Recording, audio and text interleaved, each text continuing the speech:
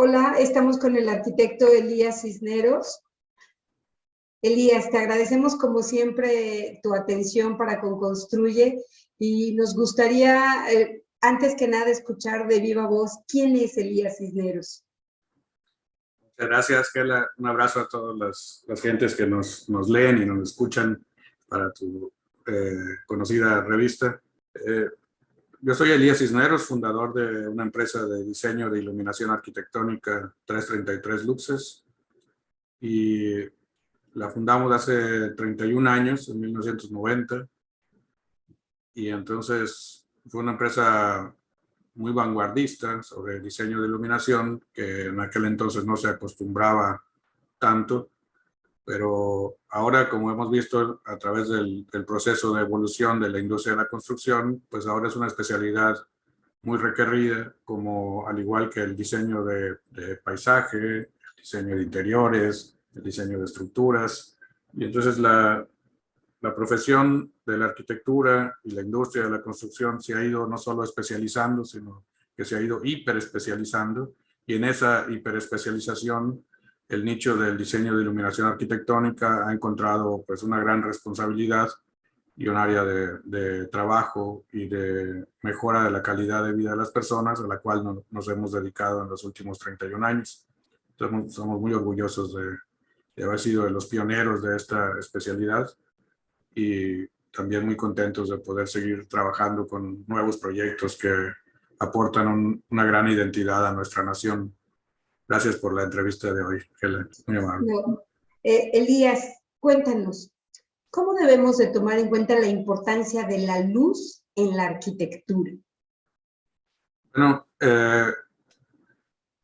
la luz en sí misma tiene muchos elementos y muchos componentes que principalmente podríamos decir desde grandes debates académicos y científicos que han llevado a cabo desde Newton, luego posteriormente lo ha tomado Leonardo da Vinci y posteriormente lo ha continuado Thomas Alva Edison, Albert Einstein y Stephen Hawking. En fin, es una gran cantidad de estudiosos del tema y de la materia, porque no solo es masa, sino también es materia. Entonces la luz tiene componentes y elementos tanto físicos como químicos, y en esos dos sentidos, al ser humano, que somos, quisiera empezar por recordar que somos seres fotosensibles, pues nos influye de una gran manera, de manera positiva para nuestro bienestar y para nuestra vida, pues la luz es un elemento primordial. Y entonces tiene raíces profundas, pero a la vez complejas de entender, y, y nos influye de manera muy positiva en nuestro desarrollo, tanto de salud como de bienestar, como mencionaba. Y ahora, por ejemplo, hemos descubierto que con la longitud de energía ultravioleta en 222 nanómetros, también es la longitud en la onda en la que matamos el virus del COVID, y entonces tiene muchas aplicaciones también para el sector de la salud. Por lo tanto, sería un abanico largo de cubrir, pero tu pregunta y mi especialidad creo que va más relacionada, como bien mencionaste, hacia la luz en la arquitectura.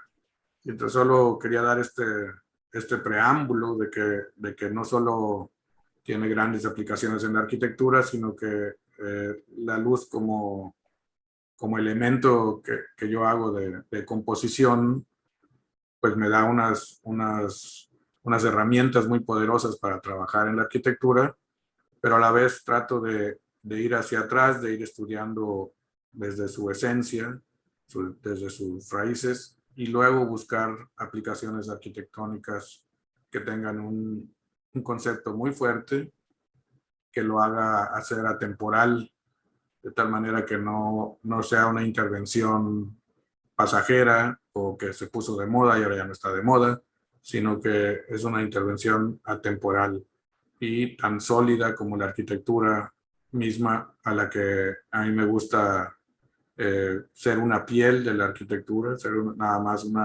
una suave piel que toca y no toca la arquitectura, más bien juega con ella y la rebota y la exalta, pero no la cambia tanto, se integra más bien a la arquitectura, no la está alterando, sino que nada más le da otra manera de ser vista.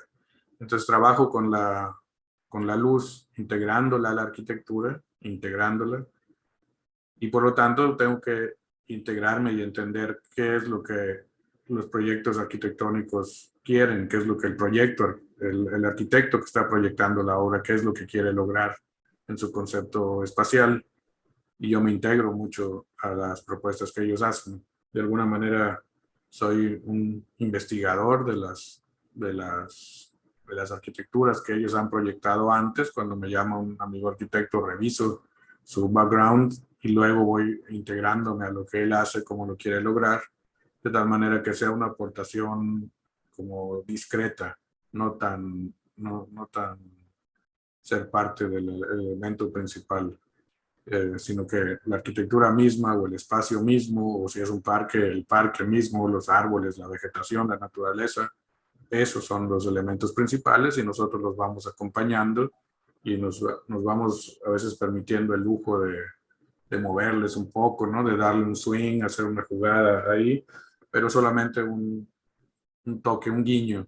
Más bien el espacio y la arquitectura misma sean los factores principales. Y eso es como me gusta trabajar la luz integrada a la arquitectura, no dominando, sino integrándome al espacio arquitectónico. En ese concepto de integrarme, también me permite ciertos juegos, por así llamarle, donde hay áreas donde sí la luz se convierte en el factor principal del espacio, pero me permito hacerlo cuando el arquitecto me ha dicho que la luz natural también va a ser un efecto importante. Voy a tratar de explicarme con un ejemplo. Si entro a un museo y el museo me recibe con un espacio de 4 alturas o 5 alturas, de tal manera que siento un espacio monumental y masivo, el techo del museo puede tener un techo dientes de sierra y cuando entre la luz por ahí se hace un rayado sobre el muro de tabique o sobre un muro de concreto, y entonces tienes una piel del muro y hay otra piel de luz que lo cubre o que genera nuevas sensaciones. Cuando eso sucede y cuando el arquitecto me dice, mira aquí cómo la luz natural hace este juego de luces y sombras, es cuando yo también podría en la noche permitirme hacer algo similar, un juego de luces y sombras, pero ya con luz artificial, ya no la luz natural, y entonces permitirnos ambos hacer ahí una propuesta que complemente las características del espacio como si fuese de día. Me gusta un poco marcar esa transición de durante el día la luz natural como va transitando, se va moviendo y va haciendo algunos efectos, y en la noche puede hacer un cambio sutil, pero a la vez poderoso de notarse y de verse. Yo soy un fiel creyente, Gela, de que la luz construye el espacio, no tanto la estructura. La luz, o sea, el juego sabio y el equilibrio sabio de luces y sombras son los que construyen el espacio. Y con la luz que es controlada por nosotros, la luz podemos llevar un mensaje adicional a lo que el espacio nos está diciendo. Entonces, en ese sentido, podría poner otro ejemplo, como son nuestros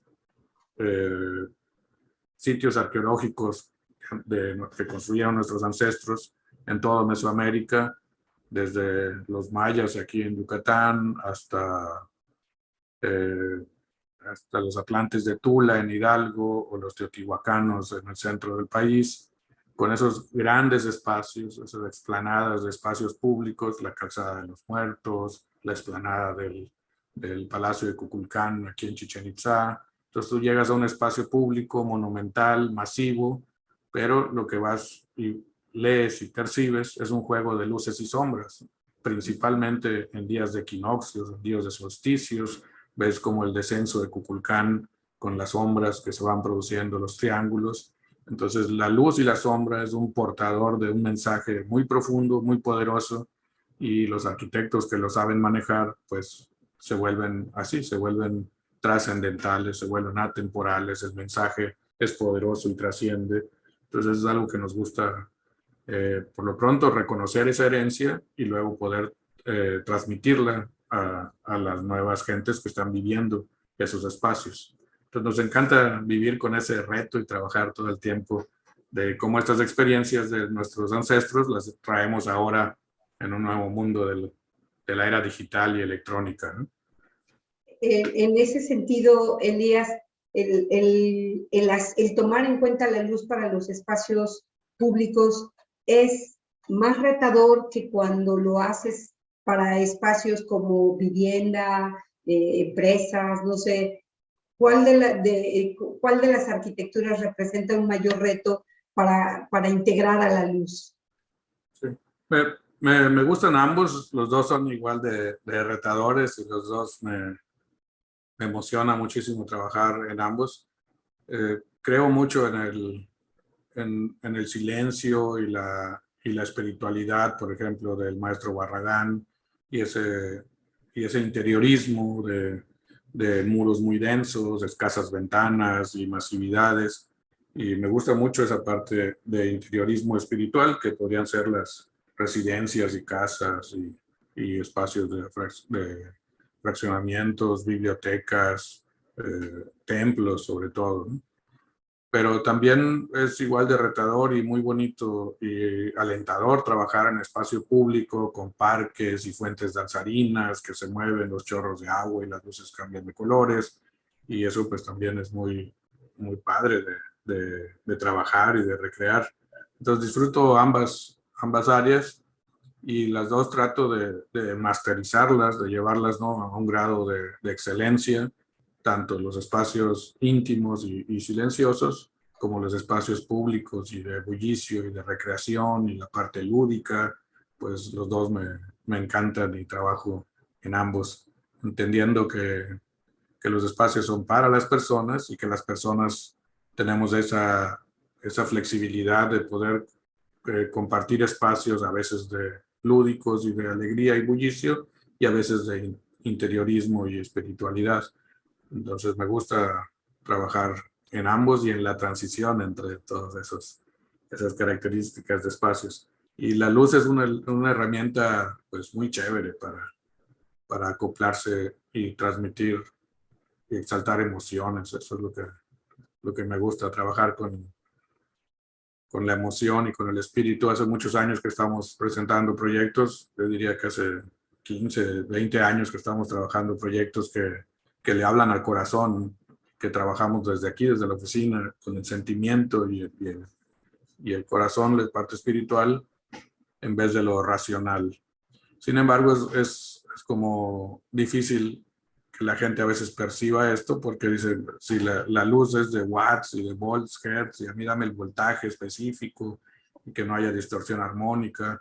Entonces toda esa parte racional y técnica, pues sí, la cumplimos, pero adicionalmente doy esta otra parte espiritual y que le habla al corazón, y me gusta manejar ambas y equilibrarlas o hacer un desbalance según el espacio lo requiera, y ahí nos divertimos jugando con esos dos componentes de la luz.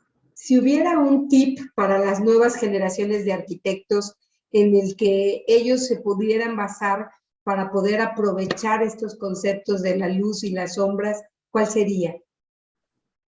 Bueno, pues no sería un tip, pero serían varios, pero les podría decir o empezar con que seamos auténticos, que seamos fieles a nosotros mismos, que expresemos lo que realmente queremos decir. Entonces, como dicen algunas universidades, entonces la verdad nos hará libres, ¿no? Y con esta autenticidad y esta verdad, el espacio se vuelve libre y el espacio se vuelve auténtico y original. Entonces, eso puede ser un tip de, de valores, ¿no? De cómo, de un punto de partida hacia cómo abordar estos proyectos de iluminación. Entonces, en una honestidad, eso puede ser fundamental. Y luego, posteriormente, es que realmente te dediques tiempo y lo dediques ese tiempo con cariño a trabajar en esta especialidad, porque la inmediatez nos está matando, ¿no? La inmediatez supondría que hay una app en la cual vas a apretar el botón de la app y dame un espacio bien iluminado, ¿no? Y esa app no existe. Y la app que sí existe son las horas hombre, las horas de dedicación, las horas de trabajo, donde estás ahí sentado en el respirador, en la computadora, trabajando, investigando. Y entonces parte de este primer inicio de mensaje, que seamos honestos, bueno, o sea, ser honesto se refleja siendo honesto con tu trabajo para que puedas luego encontrar respuestas adecuadas para lo que tu cliente está solicitando. Y en ese sentido, le tienes que encontrar cariño, y la palabra clave sería aquí pasión. Entonces, le diría a cualquier persona, no solo jóvenes, también expertos y maestros, que nos apasionemos de lo que hacemos, ¿no? Si te apasiona lo que haces, pues ese va a ser el motor que te va a permitir continuar y seguir, porque allá afuera las decisiones, los diseños, los debates no son fáciles. Entonces tú tienes que tener un conocimiento profundo y una pasión para defender lo que estás proponiendo, de tal manera que las cosas sucedan. De otra forma, tu proyecto va a ser denostado y va a ir cayendo cada vez en menor calidad. Y es un mundo complicado. Allá afuera la vida real es complicada. Y de la teoría a la práctica el salto es enorme, enorme. Tú lo vives. Me gusta mucho el título de tu revista, Construye, porque construirlo, o sea, podría parecer, sí, pues me traigo aquí gente, un grupo técnico de albañiles, maestros albañiles y maestros electricistas, tal, y lo hacemos. Y la verdad es que no es nada fácil, es bastante complicado. Y me gusta trabajar con gente y equipos de trabajo interdisciplinarios, que son gente cuando están conscientes de que lo que estamos haciendo es realmente trascendental y que tratamos de ponerle la mayor cantidad de cariño posible a determinado proyecto. Entonces, un tip más podría ser eso, tener la humildad para trabajar en equipo, trabajar en equipos interdisciplinarios. No es sencillo, se dice muy rápido, pero no es sencillo. Hay luchas de poderes, luchas de egos, hay luchas de intereses económicos. Y entonces, pues hay que ser humildes e inteligentes para coordinar y trabajar en equipos. Eso sería también una labor interesante para desarrollar, porque hay que hacerle, más allá del conocimiento técnico que uno tenga, también debe aplicar como técnicas de psicología o de controlar la inteligencia emocional de las personas. Y entonces es un reto muy interesante. Me encanta la industria de la construcción y me encanta lo que hacemos.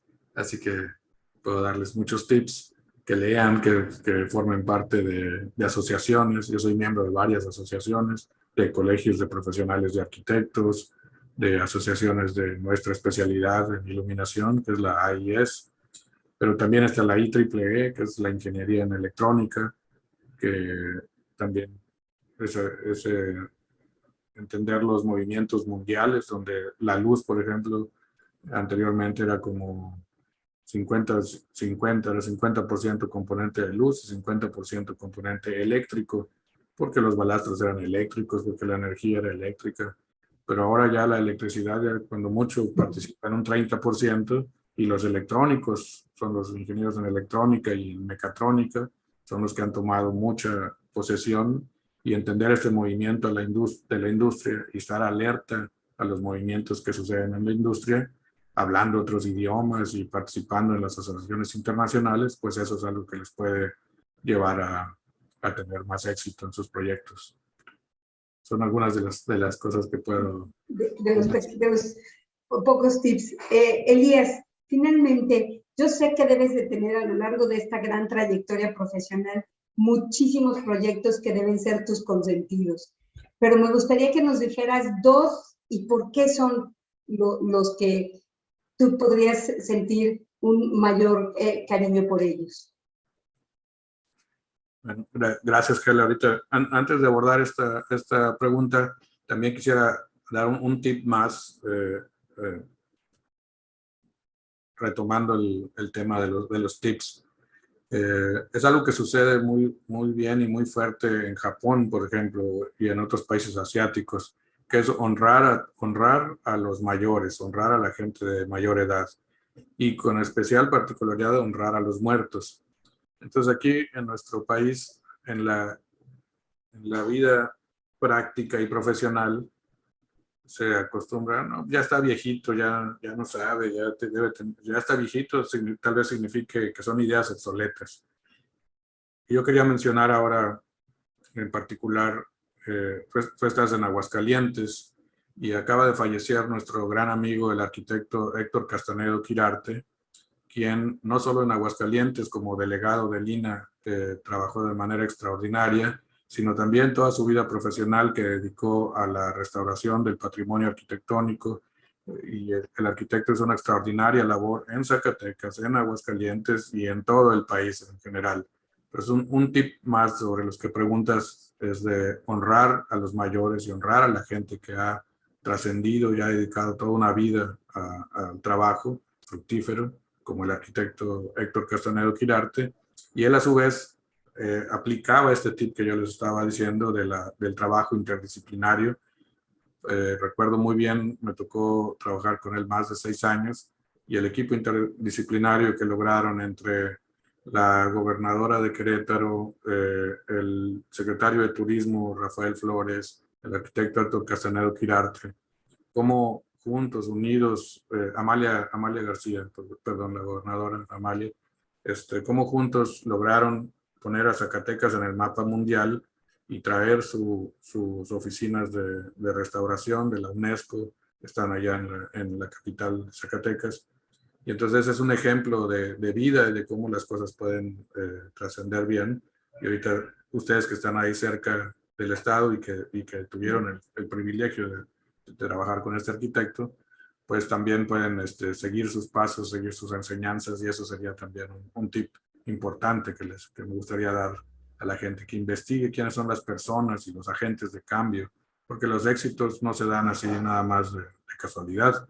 Los éxitos se construyen, se diseñan primero y se construyen posteriormente. Entonces, todos esos temas son los que se me hacen muy valiosos. Y ahora sí, abundando sobre la pregunta que me haces, es de especial cariño. Sí, como dices, todos son nuestros hijos y tenemos más de 800 proyectos a lo largo de estos 31 años. Entonces, es difícil seleccionar algunos, pero yo diría que el Centro Cultural de Mérida, conocido como el Olimpo, ese es un proyecto icónico para la historia de este país, icónico para nuestra carrera profesional, que fue un parteaguas, porque el país, México, nunca había obtenido reconocimiento de excelencia en el diseño de iluminación. Y con el Centro Cultural de Mérida del Olimpo obtuvimos el Paul Waterbury Award que otorga la AIS. Se fue la premiación en la ciudad de New York, y pusimos a México en el plano mundial gracias al encargo que nos hicieron los arquitectos Roberto Ancona Riestra, Jorge Carlos Oreda y Augusto Quijano Ashley, que son arquitectos de reconocida trascendencia y me permitieron trabajar en ese momento. Fue en el 93, mi empresa había empezado en el 90 y en el 93 nos dieron la oportunidad de trabajar y logramos el reconocimiento mundial.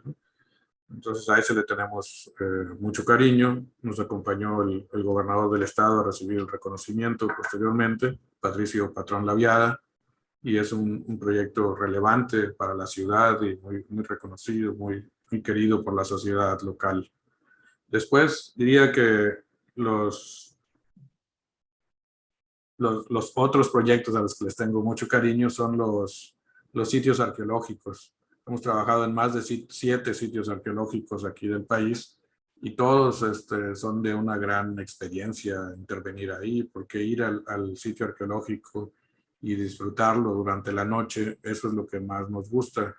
más allá del mensaje que se pudiera dar o las imágenes o las luces que se pudieran presentar, lo que más me interesa es que la gente tiene acceso al sitio arqueológico durante la noche.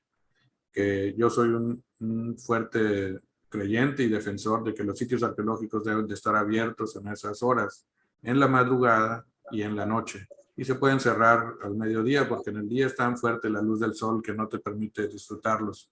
Pero si tú abres a las 6 de la mañana y entras al sitio arqueológico a las 6 de la mañana y estás viendo por dónde sale el sol, dónde se oculta la luna en el amanecer, y entonces empiezas a entender la composición y el diseño astronómico y arquitectónico astronómico, cómo hay una conexión astronómica solar entre las plazas, los edificios, y así es como tienen sentido. A las 12 del día no hay tanto esa conexión y lo que tiene uno es mucha sed y ganas de ir a tomar una cerveza y que el guía de turismo no te esté explicando cosas que casi no las entiendes por las altas temperaturas.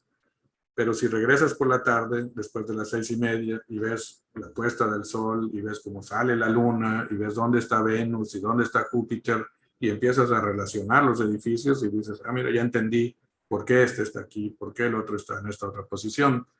Entonces, los 7 sitios arqueológicos en los que hemos trabajado son una de mis mayores satisfacciones y experiencias. Después te puedo mencionar muchos parques, parques, vialidades, espacios públicos, puentes. El puente de Bucaramanga en Colombia es una maravilla, es el puente más largo de Sudamérica y logramos poner unas pantallas de LED ahí espectaculares que la gente disfruta mucho.